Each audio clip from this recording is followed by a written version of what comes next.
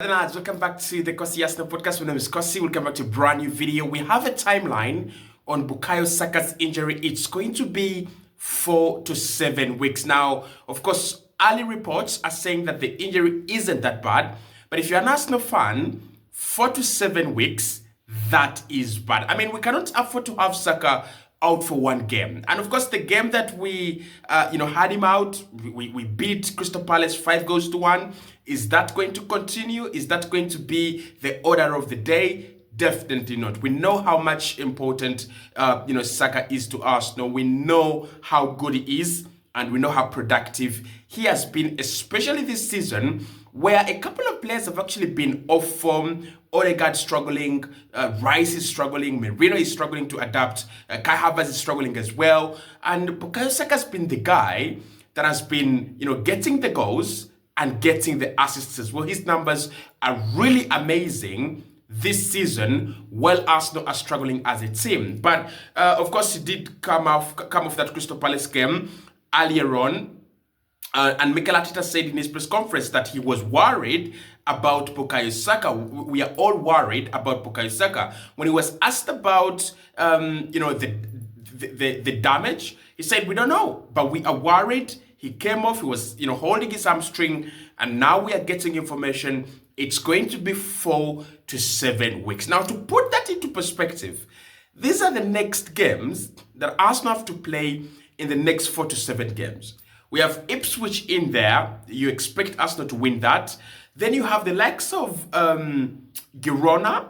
You have the likes of Tottenham Hotspur in those 7 weeks. We have tough fixtures. But most importantly, the next 7 weeks mark the beginning of the second round.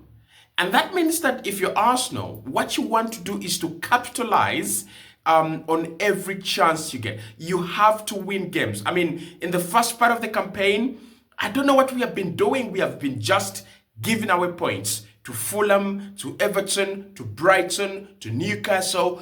These are teams that we are now going to play in the next 7 weeks, that Saka is going to be away. And these are games that we have to win. And I tell you, most of the teams that we dropped points to deserve a point in a game or deserve a result in the games that they got. I think Fulham, yes, it was weak the way we defended their goal, but generally Fulham were not that bad. It's the same thing with Everton, it's the same thing with Brighton, it's the same thing with Liverpool, Manchester City.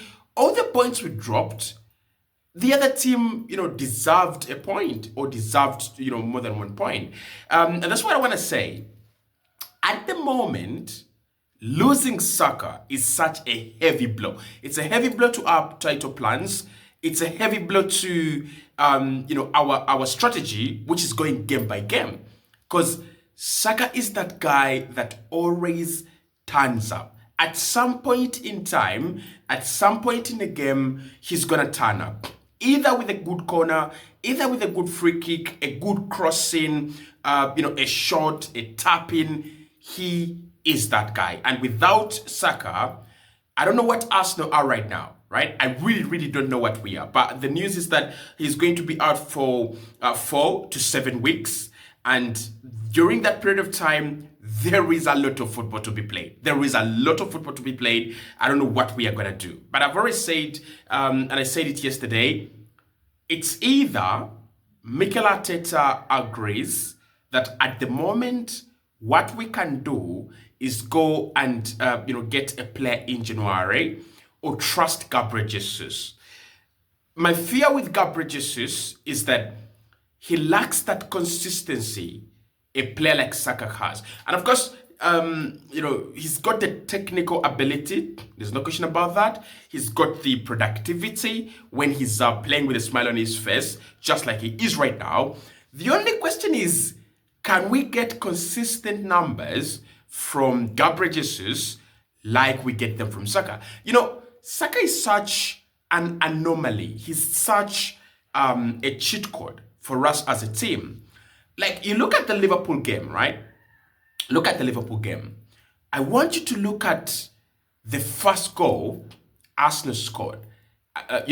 Saka against Andy Robertson, and then the rest is history.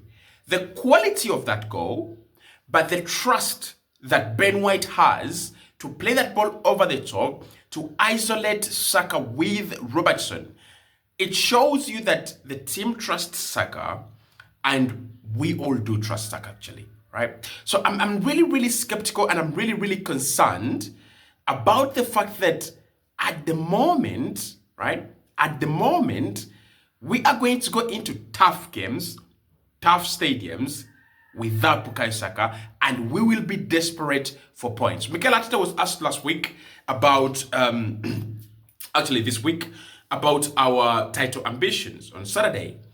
And he said, for us, the title race is on. And I believe him. I believe him, like, mathematically, statistically, theoretically, the title race is on for Arsenal. You can't say that the title race is over for us. But for us to justify that statement, that the title race is on, we've got to do 5 things. 1, we've got to create a winning run. We've not had a winning run this season. I don't remember Arsenal winning 6 games in a row. Have we had that? No. So we've got to do that. We've got to create a winning run. Secondly, we've got to get lucky with injuries, because the more injuries you have, the farther away you're being pushed from the title and the title race. So that's number 2. I don't know whether we can get lucky with injuries, but so far so good, right? You have Calafiori and Rice coming back. I wish Saka was here. It would have been a full team. The third thing we've got to do is act in January. And the fourth thing we've got to do is start winning difficult games in difficult stadiums. We went to Newcastle, we didn't win. Everton came, they made it difficult, we didn't win. Fulham, we went away from home, we didn't win. Brighton, we didn't win. So I think in the second part of the campaign, for Arsenal to write a statement, for Arsenal to send a statement that we are the real title contenders, the real deal, what we need to do and what we've got to do is make sure that the difficult teams and the difficult stadiums see defeat. Can we do that? We can. But now without Bukayo Saka, it makes it very, very difficult. The solution in January looks like a blurred one. And the reason as to why I'm saying it's blurred, I mean, you can't expect, and you don't expect the team to adjust quickly and go in January and get a Bukayo Saka replacement. Now they are there, and I've heard Alexander Isak could be available in January. We will talk about him. I've seen Kolomwani, video on Kolomwani is coming up. And I've seen a few names that are being suggested on the Arsenal radar. Does the Saka injury intensify our search for a forward? For me, we were already desperately in need of one. So Saka's injury absolutely, raises and elevates the stakes. Now, I think the January transfer window now not only means that Arsenal can strengthen, but it also means that Arsenal have to get a vital part of the machine fixed. Because, with hamstring injuries, you never know. He might come back and then pull it again. So we've got to go and get a player that we can rely on up top. And that should be a striker for me. That should be a striker. You can't replace Saka.